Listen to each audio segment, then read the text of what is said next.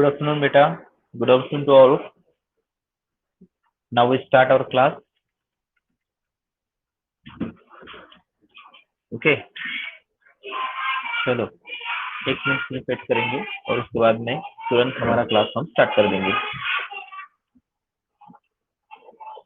My voice is clear? Hello. हाँ बेटा बोल. नोट्स पाठवतो मी. नोट्स म्हणजे कसं आहे की आता हा टॉपिक कम्प्लीट होऊ द्यावा म्हणतो, नंतर तुम्हाला पाठवा. म्हणजे एक पोर्शन या टॉपिकचा अर्धा पोर्शन जो आहे रेस्पिरेशन रिलेटेड त्यानुसार नोट्स सेंड करावा म्हटलं. तरी बी तिथे असेल थोडासा अगोदरच पाठवून देईल. ओके. आणि या टॉपिक कोणतरी म्हटलं होतं मागे मला की तुमची एक एक्झाम घ्यायची आहे, ते त्या टॉपिकवर एक्झाम सुद्धा आपल्याला घ्यायची राहिली होती मागच्या टॉपिकवर. आता तुम्ही G6 आणि G7 साठी होतो तो पॅटर्न.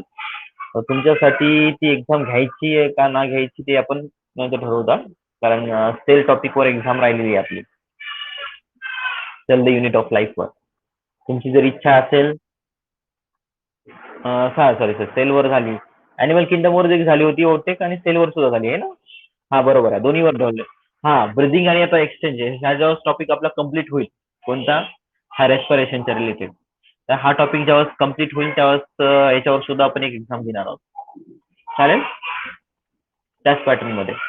हा एमसीक्यू पॅटर्न मध्ये घेणार. हा तर बघा आता आपल्याला डायरेक्टली क्लास स्टार्ट करायचा आणि नोट्स मी तुम्हाला माहित आहे ना की जनरली हा टॉपिक संपल्यानंतर या टॉपिक रिलेटेड तुम्हाला नोट्स सुद्धा पाठवून देईल. म्हणजे टॉपिक म्हणजे कोणता, सर्क्युलेशन. समजा रेस्पिरेशन आणि सर्क्युलेशन कंबाईन आहे, तर रेस्पिरेशनचा पोर्शन ज्यावेळेस संपेल तर रेस्पिरेशनचा पोर्शन संपल्याबरोबर लगेच तुमच्या टीचमेंट ऍपवर तुम्हाला नोट्स अवेलेबल होतील. ओके. आणि टीचमेंट ऍपवर नाही झाली तर व्हॉट्सअप ग्रुपवर होते, त्यामुळे त्याचं टेन्शन घेऊ नका. व्हॉट्सअप ग्रुपवर करू का? चालतं, काय हरकत नाही बेटा. व्हॉट्सअप ग्रुपवर सेंड करू, चालेल. ओके. तर आता आपण आपल्या पुढच्या पोर्शनला स्टार्ट करूया. Now we discuss the next one portion of this topic.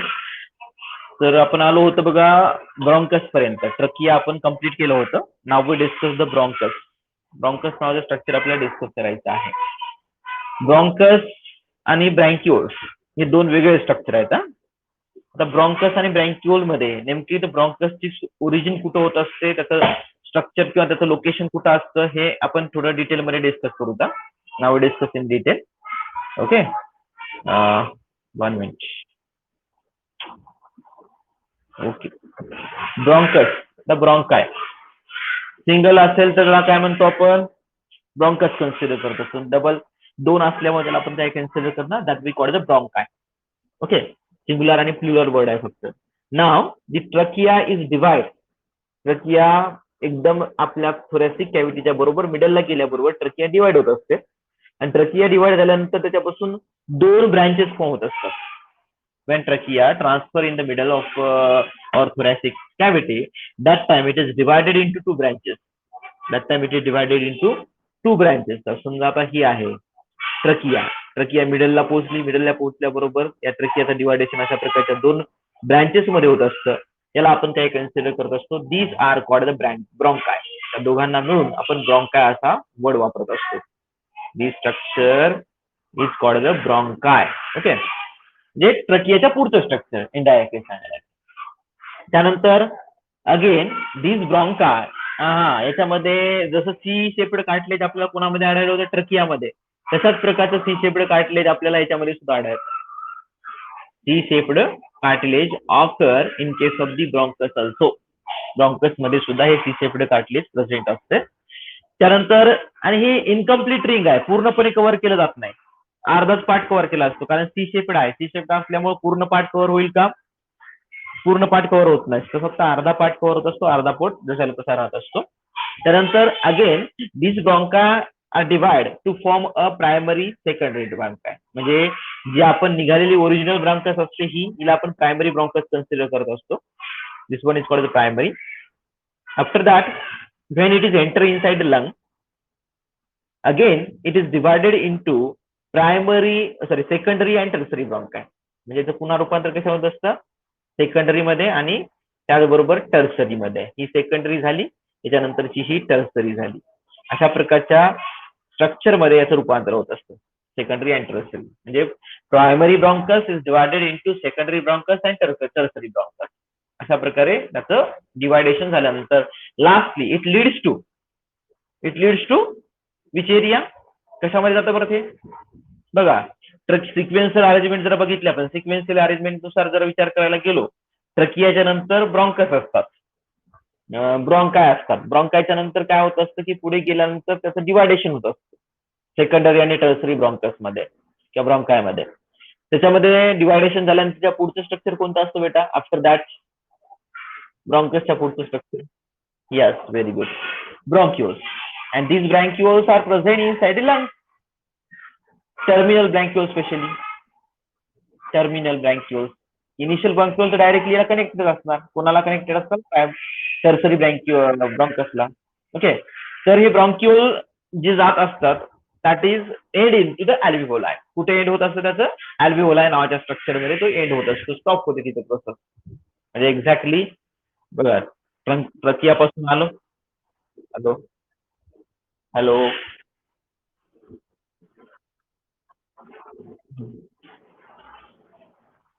ट्रकियापासून आलोय. अरे टर्न ऑफ युअर माईक. ज्यावेळेस तुम्हाला काही विचारायचं असेल किंवा काही इंटरॅक्शन असेल त्यावेळेस तुमचा माईक ऑन करा किंवा मी क्वेश्चन विचारल्यानंतर तोपर्यंत तुमची माईक बंद करून. तर ट्रकिया जे असतं ट्रकियापासून डिवायडेशन झालं ब्रॉन्कसचं. ब्रॉन्कसच्या नंतर प्रायमरीच्या नंतर सेकंडरीच्या नंतर टर्सरी आणि टर्सरीच्या नंतर असतात ब्रँक्युअल्स असतात. आणि ब्रँक्युअल्सच्या नंतर सगळ्यात लास्टला अल्व्हिओलाई नावाचं स्ट्रक्चर असतं. अल्व्हिओलाई नाम का स्ट्रक्चर उसके बाद में होता है. ओके. ऐसी अरेंजमेंट रहती है. तो ये अरेंजमेंट हमारे लंग्स के अंदर दिखाई देती है. After that we discuss the main and important part of our body that is a lungs. आपल्या शरीरामधला महत्वाचा पार्ट आपण डिस्कस करणार आहोत. तो स्ट्रक्चर आहे दॅट इज लंग्स. तर आपल्या थोरॅसिक लंगचं एक्झॅक्ट लोकेशन कुठं असतं? थोरॅसिक कॅव्हिटीमध्ये. आपल्या बॉडीचं डिवायडेशन आहे head region, thoracic cavity, abdominal region. त्या ठिकाणी आपले जे लंग्स असतात ते लोकेटेड कुठे असतात? आपल्या थोरॅसिक कॅव्हिटीमध्ये. ही जी कॅव्हिटी आहे ज्याच्यासाठी लंगला सिच्युएट करण्यासाठी आहे तिला आपण त्या कन्सिडर करत असतो. That cavity is called the thoracic cavity.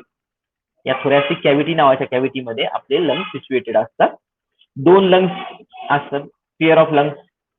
Okay. एक आहे ते राईट साईडचा आहे, एक आहे ते लेफ्ट साईडचा आहे. दोन्ही साईडला दोन लंग्स असतात. What is the difference between these two? Anybody from you? काय डिफरन्स असतो बरं मेजर डिफरन्स या दोघांमधला, राईट लंग आणि लेफ्ट लंग मधला? Correct. Yes, bilobed structure.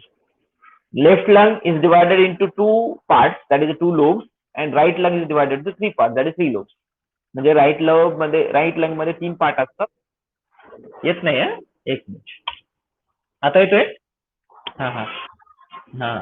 Left lung is divided into two lobes. Lobes म्हणजे भाग, कन्फ्युजन होतो नका. लोब्स म्हणजे पार्ट त्याचे. And right lung is divided into three part. बघा इथे डायग्राम मध्ये दाखवलं बघा, लेबलिंग केलेलं आहे त्याला 1 आणि 2. इकडच्या साईडला 1, 2, 3 दाखवलं आहे. म्हणजे हे 1, 2, 3 म्हणजे काय असतं की डायरेक्टली त्याचे तीन लोब डिफरंट आहेत. तर अशा प्रकारे या दोघा लंगचं डिवायडेशन होत असतं. त्यानंतर it is protected by externally. It is protected by which area? कशाला प्रोटेक्ट केलं असेल बरोबर आपले lungs?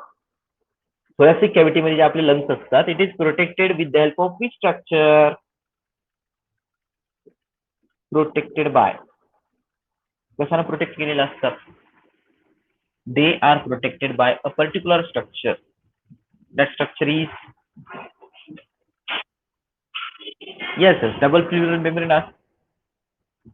But correct, double pleural membrane आहे. But before double pleural membrane च्या अगोदर एक बोनी कव्हरिंग असतं बेटा. बोनी एक सापळा असल्यासारखा असतो किंवा बोनी एक केज असल्यासारखं असतं. त्याला बोनी केजला काय म्हणतो आपण? Yes, very good. Bony cage. That bony cage is called as a rib cage. त्याला रिब केज म्हणायचं. रिब केज, रिब केज म्हणतात. त्याच्यामध्ये आपल्या किती रिब्स असतात? How many ribs are present in that area? Our lungs are protected, our heart is protected in a rib cage. And in rib cage, how many ribs are present? How many ribs? किती असतात? अतिशय सोपा question विचारला मी तुम्हाला. This is a very simple question for you. Total? Yes, very good. That is 12 ribs. 12 ribs असतात बेटा. Confusion होऊ देऊ नका. 12 फेसाळे असतात. त्या 12 फेसाळ्यामधल्या त्याची अरेंजमेंट तुझं सांगतो तुम्हाला. 10 जे रिब्स असतात, 10 की 12, 11, 10 की 9, 10 रिब्स जे असतात ते कसे असतात? These are the attach ribs. But 2 जे असतात लास्टच्या त्याच्यामध्ये 2 हे कशा असतात माहिती आहे का? Floating ribs. Floating ribs. हा सांग काय म्हणतायस तू? Floating ribs. फ्लोटिंग रिब्सचा अर्थ काय असतो? What is my floating ribs? लास्टच्या 2 पेअर जे असतात रिब्सच्या ते फ्लोटिंग रिब्स असतात. Last 2 pairs are floating. Last 2 pairs of ribs are floating. What is the floating ribs? Bony. आता तुम्हाला म्हणता लोकोमोशन मध्ये कशाला चाललं? लोकोमोशनचा थोडासा पार्ट आपल्याला इथं आलाय म्हणून मी तुम्हाला विचारले, कारण की प्रोटेक्शन आहे ना हे वरचं, लंगच्या वरचं प्रोटेक्शन. फ्लोटिंग का म्हणायचं माहित आहे? कारण की त्याची मागच्या साईडला अटॅचमेंट असते वर्टिबल कॉलम सोबत. At the dorsal side it is attach to the vertebral column, but जो सर्वात समोरचा भाग असतो व्हेंट्रल साइडचा, व्हेंट्रल साइडचा पार्ट कशालाही अटॅच नसतो, ते फ्री असते. व्हेंट्रल साइडचा पार्ट कसा असतो? तो फ्री असतो. Please on turn off your mic. Mic बंद करून टाका आपला. तर प्लीज कोणाचा माईक चालू आहे? Turn off your mic. Hello. जेव्हा मी तू एक मिनिट. अरे बेटा माईक बंद कर बेटा तुझा.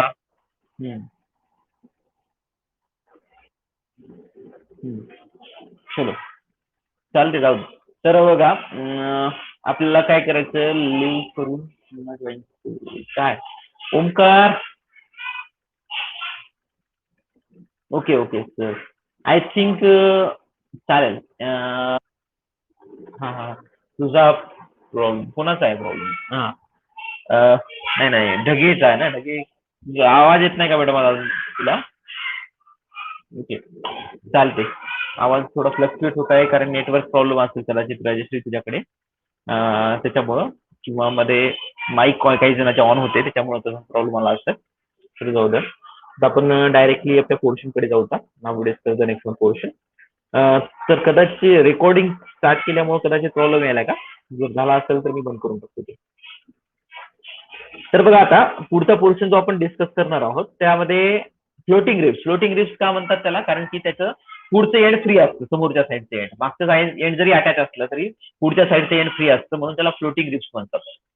त्याच्यानंतर बाकीच्या 3 पेअर जे असतात ते अटॅच असतात, त्याला काय म्हणतात? वरच्या साईड त्याला अटॅच असल्यासारखे असतात. आणि बाकीच्या एकदम डायरेक्टली स्टेर्नम नावाचा एक सेंट्रल भाग असतो. स्टेर्नम नावाचा एक बोन कुठं असतो? स्टेर्नम बोन तुमचा लोकोमोशन हा टॉपिक झालेला आहे 11th ला. लोकोमोशन मध्ये तुम्हाला स्टेर्नम नावाचं बोन माहिती आहे. स्टेर्नम बोन कुठं असतं सांगा मला? नाही झाला का? अरे स्टेर्नम नावाचं जे बोन असतं ना ते एकदम सेंटरला असतं बेटा. डॉर्स व्हेंट्रल साईडला आपल्या ब्रिस्टच्या बरोबर सेंटरला असते हे स्टेर्नम नावाचं बोन. त्याला सगळ्या म्हणजे काही फासळ्या अटॅच झालेल्या असतात डायरेक्टली, काही दुसऱ्यासोबत कंबाईन होऊन अटॅच झालेले असतात, आणि 2 जे असतात ते फ्री असतात. 2 पेअर जे असतात, इकडच्या साईडला 2 आणि इकडच्या साईडला 2, तेवढ्या फक्त फ्री असतात. म्हणजे फक्त एवढं सांगायचं मला इथं, त्याचं तेवढं जास्त एक्सप्लेनेशन देण्याची गरज नाही तुम्हाला. फक्त our lungs are protected in a thoracic cavity. thoracic कॅव्हिटीच्या मध्ये thoracic ribcage द्वारे आपल्या लंग्सला प्रोटेक्ट केलेलं असतं. त्याच्यानंतर after that next one thing is that it is covered externally by a pleura. त्याच्यावरची जी कव्हरिंग असते, एक्सटर्नल कव्हरिंग असते, एक्सटर्नल कव्हरिंगला आपण काय कन्सिडर करत असतो? प्लुरा किंवा प्लुरल मेम्ब्रेन. प्लुरा और pleural membrane. Pleural membrane. It is double layer structure. It is double layer structure. Double layer structure आहे. बघा या ठिकाणी तुम्हाला दाखवलं हे हा पोर्शन बघा. हे रिब्स आहेत वरच्या साईडच्या, हे रिब केज आहे हा, हे येलो रेड दाखवलं रेड केज आहे. त्याच्यानंतर हे ब्ल्यू कलरचं दाखवलं आहे बघा, हे ब्ल्यू कलरचं जे आहे ते प्लुरल मेम्ब्रेन आहे. दिस इज अ प्लुरल मेम्ब्रेन. या प्लुरल मेम्ब्रेन डबल मेम्ब्रेन असतं, 2 वॉलचं बनलेलं असतं ते. आणि या 2 वॉलच्या मध्ये एक कॅव्हिटी प्रेझेंट असते. त्या कॅव्हिटीला काय म्हणतो आपण? Tell me the name of that cavity. Anybody from you? काय नाव देतो परत आपण त्या कॅव्हिटीला? कोण सांगेल मला? What is the name of that cavity? The cavity which is present in between the 2 plural membrane, that cavity is called as. समजा हे आपलं प्लुरल मेम्ब्रेन आहे. या प्लुरल मेम्ब्रेनच्या मध्ये एक कॅव्हिटी प्रेझेंट असते. या कॅव्हिटीला आपण काय कन्सिडर करत असतो? ओपन स्पेस असतो. या स्पेसला काय म्हणणार आपण? काय म्हणणार सांगा बरं मला.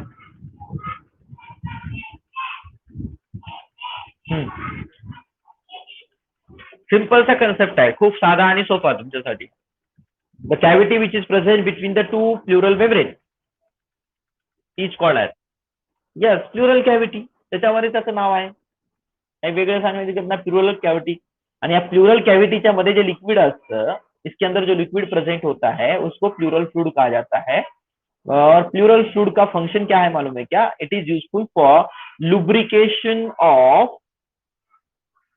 Lubrication of lungs. लंग्सच्या लुब्रिकेशन साठी ते महत्वाचं फंक्शन परफॉर्म करत असतात.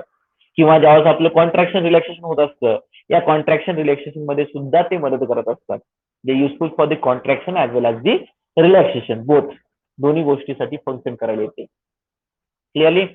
आता त्याच्यानंतर हे झालं वरचं कव्हरिंग. त्याच्यामध्ये पुन्हा फ्रिक्शन काय होतं ते दोघांमध्ये होणार. ओके, अशा प्रकारचे वर्क या प्लुरल कॅव्हिटीचे किंवा प्लुरल मेम्ब्रेनचे असतात. त्यानंतरचं बघा आता दुसरा महत्वाचा कन्सेप्ट काय माहित आहे? की मधल्या साईडला आपल्या लंग्स मध्ये काय काय असतं ते. काय काय कंटेंट असतं बरं लंग्स मध्ये? जी structures are present in our lungs, tell me. Correct, 2च पार्ट त्याच्यामध्ये. पहिल्यांदा 2 नाही 3-4 पार्ट असतो, सॉरी. एक म्हणजे प्रायमरी ब्रॉन्कायचा थोडासा पोर्शन, प्रायमरी ब्रॉन्कायचा थोडासा पोर्शन. त्याच्यानंतर दुसरं स्ट्रक्चर काय असतं माहित आहे? Second one structure secondary bronchi. सेकंडरीच्या नंतर टर्सरी सुद्धा असतात. टर्सरीच्या नंतर फोर्थ वन जे असतं दॅट इज ब्रॉन्किओल्स असतात. आणि ब्रॉन्किओलच्या नंतर सगळ्यात लास्टला alveoli. The structure, sorry, alveoli. The structures are present inside the lungs. बघा, प्रायमरी ब्रॉन्कसचा अर्धा पार्ट, पूर्ण नाही, थोडासा उगा पार्ट, नॉमिनल पार्ट असतो त्याचा. अल्व्हिओलस म्हणजे एक बेटा, आणि अल्व्हिओलस म्हणजे अल्व्हिओलाय म्हणजे नंबर ऑफ, जास्त सिंग्युलर आणि प्लुरल वर्ड आहे ते. अल्व्हिओलस, तुला जे तुझा डाऊट आहे ते क्लिअर करतो अगोदर. अल्व्हिओलस म्हणजे सिंगल, एकच असली तर त्याला अल्व्हिओलस म्हणतात. आणि अल्व्हिओलाय म्हणजे काय? नंबर ऑफ, जास्त असलं तर त्याला अल्व्हिओलाय कन्सिडर करतात आपण. That we called the alveoli. लक्षात आलं? अल्व्हिओलस आणि अल्व्हिओलाय काय असते ते? खूप साधा डिफरन्स आहे तो. आता हे जे प्रायमरी असो, सेकंडरी असो किंवा टर्सरी असो ब्रॉन्कस, त्याचबरोबर ब्रॉन्क्युल, त्यामधला initial bronchiole, it is covered by a C shaped cartilage. कशाने कव्हर केलेलं असतं त्याला? सी शेप्ड कार्टिलेजने कव्हर केलेलं असतं.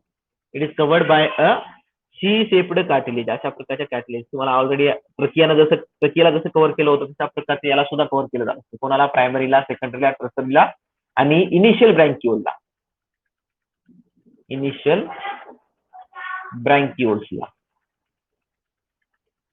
ओके, इनिशियल ब्रँक्युल्सला. प्लाज्मा मेम्ब्रेन है, प्लूरल मेम्ब्रेन बेटा. प्लूरल मेम्ब्रेन के अंदर जो कैविटी होती है उसको हम क्या बोलते हैं? That we called the pleural cavity. Okay, pleural cavity. त्याच्यामध्ये फ्लूइड असतं, प्लूरल फ्लूइड.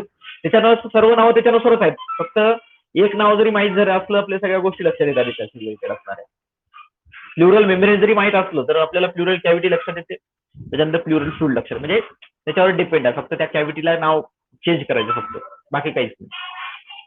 त्यानंतर आता बघा की पहिलं जे आहे ब्रॉन्क्युल्स असो, आणि फक्त टर्मिनल ब्रॉन्क्युल जर सोडला, टर्मिनल ब्रॉन्क्युल्स याला जर सोडलं तर बाकीचे जेवढे काही स्ट्रक्चर्स असतात कंडक्टिंग स्ट्रक्चर, या कंडक्टिंग स्ट्रक्चर मध्ये सी शेप्ड कार्टिलेज प्रेझेंट असतं सर्वांमध्ये. मग प्रायमरी ब्रॉन्क्युल्स असतील, ब्रॉन्कस असेल, सेकंडरी ब्रॉन्कस असेल, टर्सरी ब्रॉन्कस असेल किंवा इनिशियल ब्रॉन्क्युल्स असतील, याच्यामध्ये सगळ्यामध्ये सी शेप्ड कार्टिलेज असतं. फक्त टर्मिनल ब्रँक्युल नावाचा जो पोर्शन असतो सगळ्यात लास्टला, जो अल्व्हिओलायशी कनेक्टेड असतो, अल्व्हिओलसशी, त्या स्ट्रक्चरला फक्त कार्टिलेज नसतं. तो स्ट्रक्चर फक्त बिना कार्टिलेजचा असतो. Okay. And due to the alveoli, number of alveoli, they acquire the large surface area. या लंग्सचं काय माहिती आहे का, या लंग्स मध्ये जास्तीत जास्त अल्व्हिओलाय प्रेझेंट असल्यामुळं त्या ठिकाणी हा लार्ज सरफेस एरिया कव्हर करत असतो. It cover the large surface area, जास्तीत जास्त सरफेस एरिया कव्हर केला जातो स्पेसद्वारे.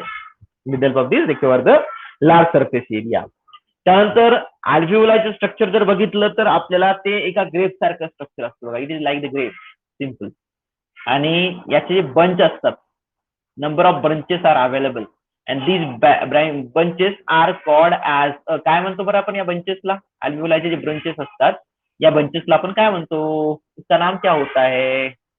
ग्रेप्सचे जसे घड असतात ना तशा प्रकारचे याचे सुद्धा असे नंबर ऑफ ब्रँचेस असतात, बंचेस असतात, ब्रँचेस अशा प्रकारचे.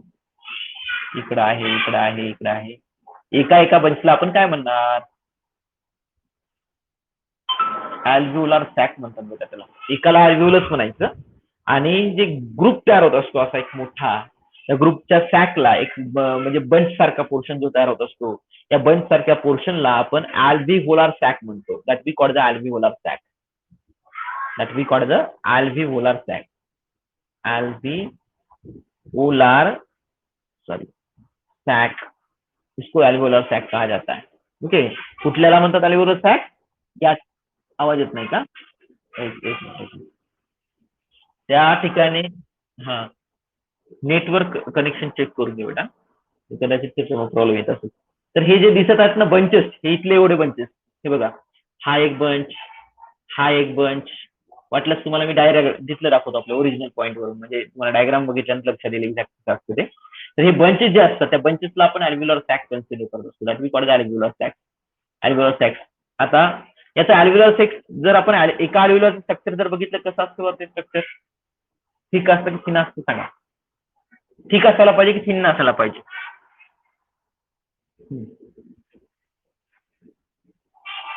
अल्व्हिओलसचं जे स्ट्रक्चर असतं ते त्याच्या वरचं कव्हरिंग हे थिक असायला पाहिजे की थिन असायला पाहिजे? थिन असायला पाहिजे. का थिन असायला पाहिजे? थिन राहतं, डेफिनेटली थिन राहतं. का राहतं थिन? करेक्ट आहे तुझा आन्सर, की थिन असायला पाहिजे. आपण याचं रिझन बघितलं होतं बघा अगोदर. कुठं बघितलं होतं रिझन? कालच्या टॉपिक मध्ये बघितलं होतं, कालच्या पॉईंट मध्ये, सॉरी टॉपिक मध्ये म्हणजे अल्व्हिओलसचं जे कव्हरिंग असतं ते अल्व्हिओलसचं कव्हरिंग हे थोडं थिन असतं. अल्व्हिओलस कव्हरिंग इज थिन. थोडं म्हणजे खूपच थिन असतं, पातळच्या पातळ असतं, एकदम ट्रान्सपरंट असल्यासारखं असतं बघा ते. तो इसका बेनिफिट क्या होता है मालूम है क्या? That is useful for the diffusion of gases. That is useful for the diffusion of gases between blood and alveoli. दोघांमध्ये जे एक्सचेंज होत असतो ना त्या एक्सचेंज साठी ते बेनिफिशियल असतं. बघा इथली जे डायग्राम दाखवली इकडच्या साईडची, या डायग्राम मध्ये तुम्हाला काय दाखवलं माहिती आहे? इसके अंदर जो आपको दिखाया गया है ये लंग्स के देखिए स्ट्रक्चर, इसके अंदर ऐसा स्ट्रक्चर हमको दिखता है. जर समजा आपण मधलं स्ट्रक्चर बघायला गेलो तर अशा प्रकारचं स्ट्रक्चर आपल्याला गुंतागुंती स्ट्रक्चर दिसतं. त्याच्यामध्ये हे सारे स्ट्रक्चर दाखवलेलं आहे बघा. आणि याच्यामध्ये हा पार्ट जो आहे तो हा अल्व्हिओलाय आहे, आणि एवढा जो दाखवलाय ग्रुप, हा ग्रुप इथला अल्व्हिओलार सॅक बघा. हे याला पूर्ण याला आपण अल्व्हिओलार सॅक असं कन्सिडर करत असतो इकडच्या साईड. This one is for the alveolar sac. हे हा एक अल्व्हिओलार सॅक आहे, हा एक अल्व्हिओलार सॅक आहे, हा एक अल्व्हिओलार सॅक आहे. Okay. Externally this alveolus are covered by a capillary network. By a capillary network, network of capillary. Capillary का नेटवर्क जो होता है उसको कवर करने का काम करता है. कशासाठी असेल बरं हे? या अल्व्हिओलासच्या बाजूला कॅपिलरीचं नेटवर्क प्रेझेंट असतं. तर इसके पीछे रीजन क्या होता है? What is reason behind it? Yes, very good. जर ऑक्सिजन आला, आल्यानंतर काय होत असतो त्या थिन मेम्ब्रेन मधून डिफ्यूज होत असतो. डिफ्यूज झाल्यानंतर तो जो ऑक्सिजन आहे तो ऑक्सिजन ब्लडच्या कॅपिलरीमध्ये सोडला जात असतो. आणि ब्लडच्या कॅपिलरीमध्ये जो कार्बन डायऑक्साईड आलेला आहे तो कार्बन डायऑक्साईड अल्व्हिओलामध्ये सोडला जात असतो.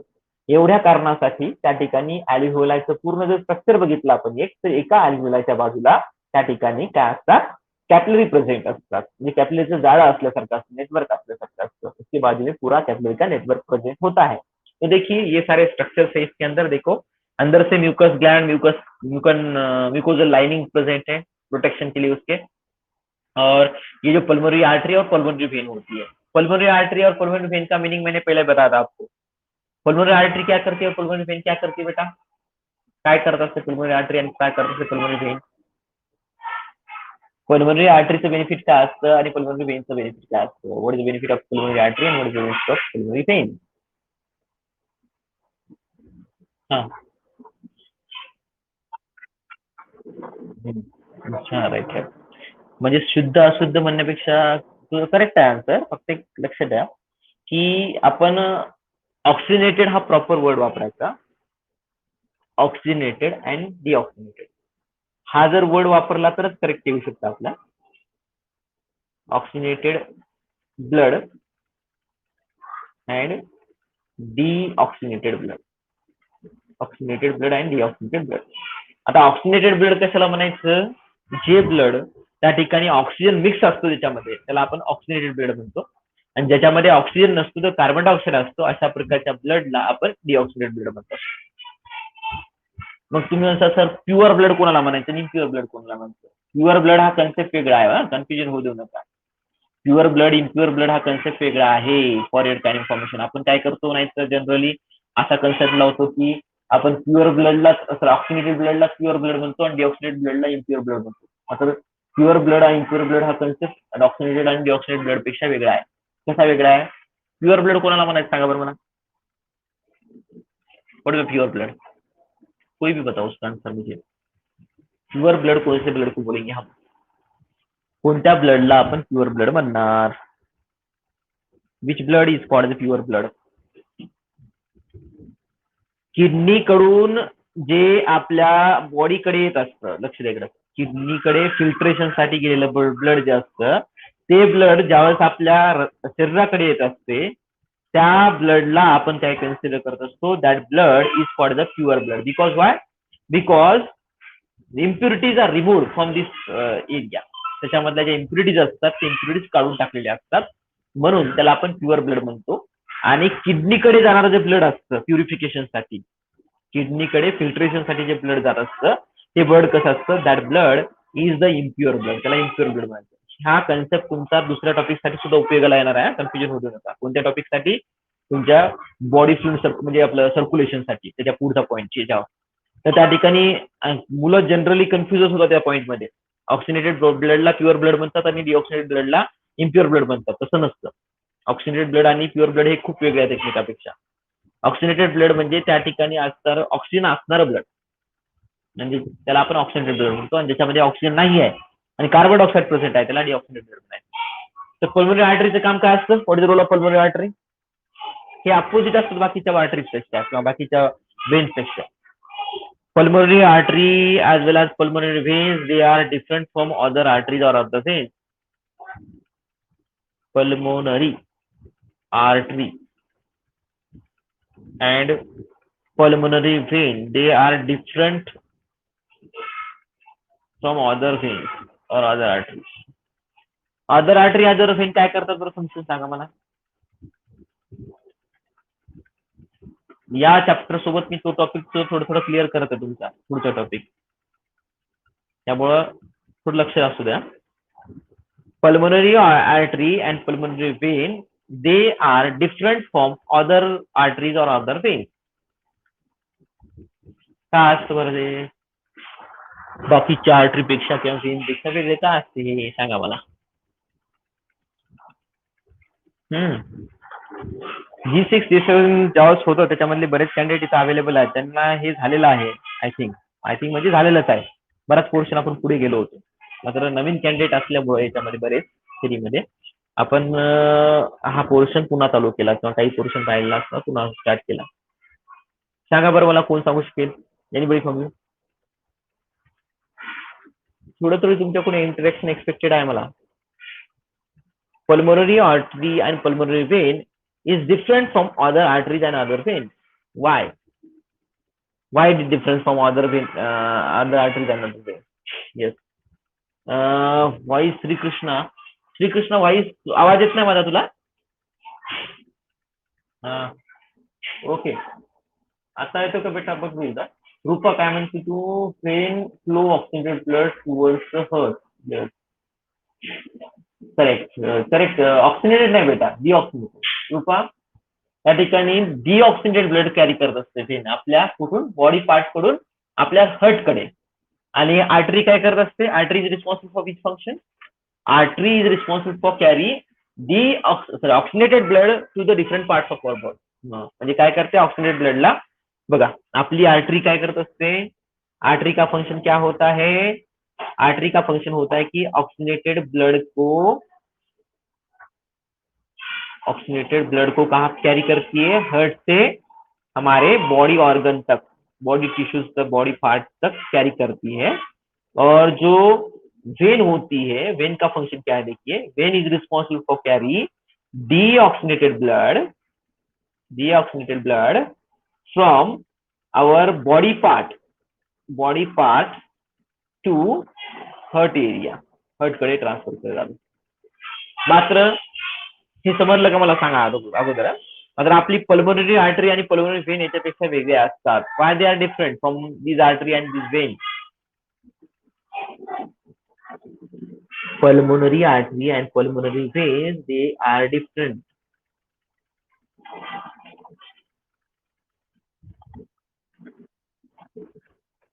Yes, करते, बरोबर आहे. कसं काम करते बेटा? करेक्ट आहे तुझा. पल्मोनरी आर्टरी काय करेल? लक्ष द्या इकडे, जाऊ द्या. Pulmonary artery carry deoxygenated blood from heart to lungs. बघा, पल्मोनरी आर्टरी काय करत असते? ही डिऑक्सिजनेटेड ब्लडला आपल्या हृदयाकडून आपल्या लंग्स कडे घेऊन जातात. From our heart to our lungs. And pulmonary vein responsible for pulmonary veins काय करतं? लक्ष द्या इकडं. Pulmonary vein responsible for transportation of oxygenated blood from lungs to heart. म्हणून ही जी आर्टरी आणि वेन बाकीच्या आर्टरी पेक्षा आणि वेन पेक्षा वेगळा. ही आर्टरी आणि ही वेन काय बाकीच्या आर्टरी पेक्षा आणि वेन पेक्षा वेगळी आहे, कारण त्याचे फंक्शन हे अपोजिट असतं. तर चला जाऊ द्या, याच्याबद्दल आता आपण जे बरंच जास्त डिस्कशन झालं. त्यानंतर आता आपल्या पॉईंटकडे जायचंय, मेन पॉईंटकडे. तर याच्यानंतरचे जे स्ट्रक्चर असतात, आपल्या लंग्सचं डिवायडेशन 2 प्रायमरी पार्ट मध्ये झालेलं असतं.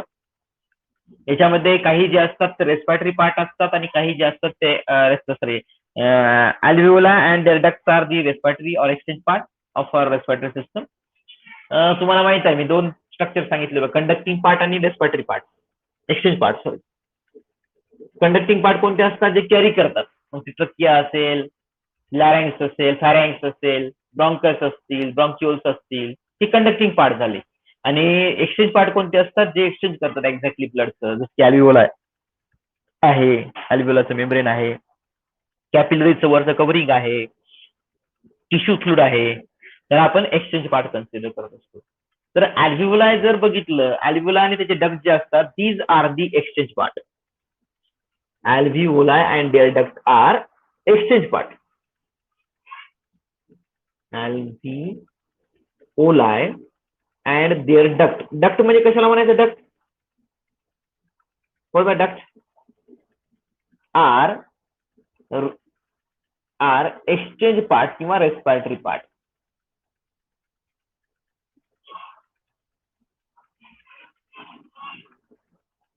Respiratory part. बघा, alveoli and their ducts are exchange parts or respiratory parts. त्याला exchange part किंवा respiratory part आपण कन्सिडर करत असतो. तर मला सांगा की या ठिकाणी तुम्हाला एक वर्ड वापरला एक्सचेंज पार्ट आणि रेस्पिरेटरी पार्ट. का रेस्पिरेटरी पार्ट किंवा एक्सचेंज पार्ट म्हणतात त्याला माहित आहे, कारण की डक्ट कशाला म्हणतात सांगा बरं मला. What by duct? Hello, it's a very simple question again for you, because you already discussed ducts in case of the exocrine gland. तुमचा तो पोर्शन झालेला माझ्या माहितीप्रमाणे ग्लँडचा हार्मोनल कोऑर्डिनेशन.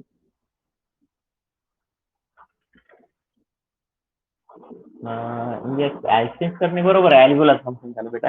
डक्टचं फंक्शन, डक्ट काय असते, डक्टचं स्ट्रक्चर कसं असतं मला सांगा. डक्ट कशाला म्हणायचं? Duct means what? Duct means एखाद्या स्ट्रक्चरला जर अशा प्रकारचं ट्युब्युलर ओपनिंग असेल तर त्या ट्युब्युलर ओपनिंगला आपण डक्ट म्हणतो. when tubular opening is present to any structure, that structure is called as a duct. त्याला डक्ट म्हणायचं. ट्युब्युलर ओपनिंग ग्लँडला असतात बघा, एक्झोक्राइन ग्लँडला ट्युब्युलर ओपनिंग प्रेझेंट असतात, त्यांना डक्ट म्हणतात. Tube like structure which is responsible for open outside, बाहेरच्या साईडला open होण्यासाठी ते रिस्पॉन्सिबल असतात, म्हणून त्या स्ट्रक्चरला आपण डक्ट म्हणतो. तर अल्व्हिओलाई जे आहे, अल्व्हिओलायला सुद्धा त्याचे डक्ट असतात. हे बघा इथे दाखवलं आहे डक्ट, अल्व्हिओलायचे डक्ट. कुठे दाखवतो मी तुम्हाला, या ठिकाणी हे अल्व्हिओलायचे डक्ट आहेत बघा. दीज आर द अल्व्हिओलाय डक्ट मधल्या साईडला. हे ब्रॉन्कस आहे, ब्रँक्युल्स आहे सॉरी, आणि इथे डक्ट आहेत अल्व्हिओलायचे. धागा एक प्रकारचा त्याचा असतो, वाटलं तुम्हाला डायरेक्ट काढून दाखवतो कसं असतं ते. ही अल्व्हिओलस आणि हा त्याचा डक्ट. हा डक्ट आहे आणि ही आहे अल्व्हिओला. बघा डक्ट आहे अल्व्हिओला. तर डक्ट असो किंवा अल्व्हिओला असो, दोन्ही सुद्धा काय असतात, these are the exchange part. त्यांना आपण एक्सचेंज पार्ट कन्सिडर करायचं. These are called the exchange part because they are responsible for exchange of gases. ते गॅसेसच्या एक्सचेंज साठी रिस्पॉन्सिबल असतात, म्हणून त्यांना आपण काय कन्सिडर करत असतो, these are called as a exchange part. Exchange part म्हणतो आपण त्याला. They are responsible for exchange, therefore they are called the exchange part. Exchange part म्हटलं जात असतं. त्याच्यानंतर alveoli are the structural functionality of the lungs. हे already आपण concept discuss केला होता. का म्हणतात बरं अल्व्हिओलायला स्ट्रक्चरल आणि functional unit of this lung?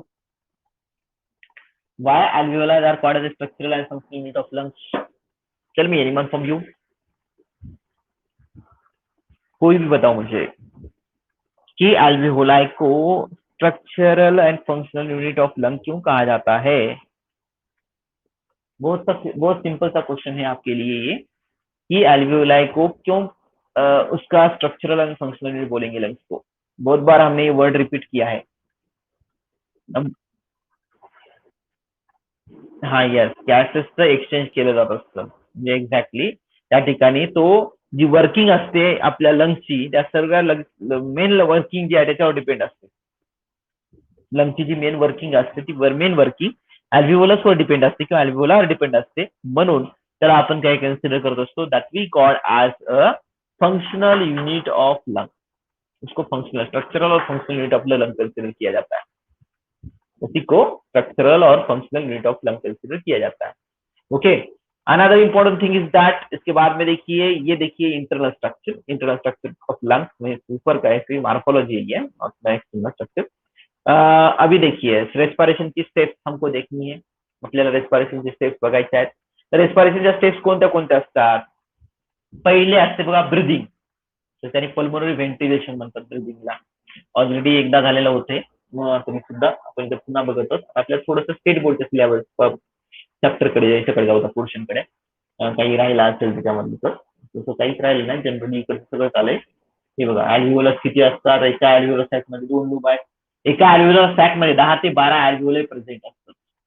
10 ते 12 अल्व्हिओलाई याच्यामध्ये अल्व्हिओलस सॅक मध्ये प्रेझेंट असतात. नेटवर्क आपली प्रेझेंट आहे. आणि जवळपास बघा there are about 700 million अल्व्हिओलाई in the lung and they provide the surface area for it. Already हमने डिस्कस किया था ये, मगर एक पॉइंट रहेगा था इसका कि 700 मिलियन अल्व्हिओलाई प्रेझेंट होते हमारे लंग्स के अंदर. आपल्या लंग्स मध्ये जवळपास 700 मिलियन अल्व्हिओलाई प्रेझेंट असतात. आणि it is covered by a epithelium, that is a squamous epithelium, simple squamous epithelium.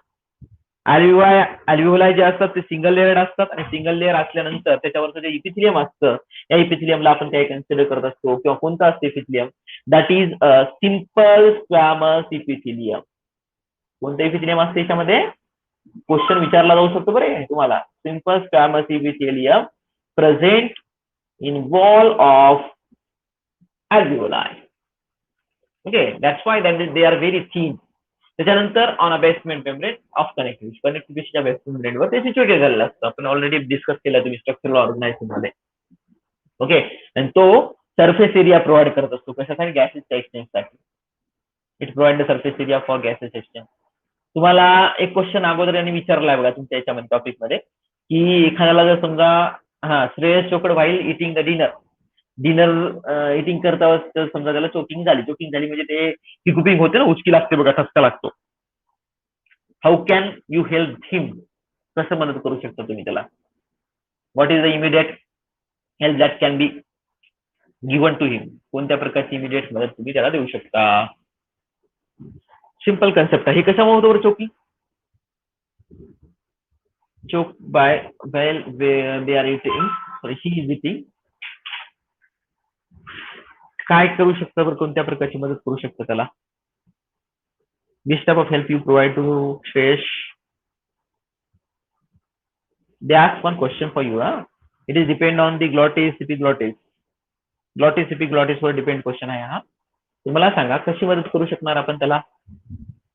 Simple question आहे तुमच्यासाठी.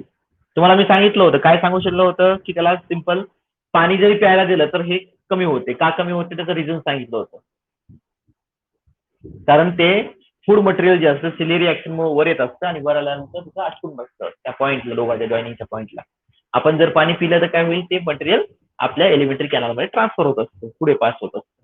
म्हणून ती बेस्ट हेल्प त्याला होत असते. आणि रोल विचारला एपिग्लॉटिसचा. एपिग्लॉटिसचा रोल काय असतो बेटा, what is the role of epiglottis. We already discuss epiglottis in case of larynx. Larynx मध्ये एपिग्लॉटिस आपण डिस्कस केलं होतं. काय असतं त्याचा रोल, कोण सांगू शकेल मला.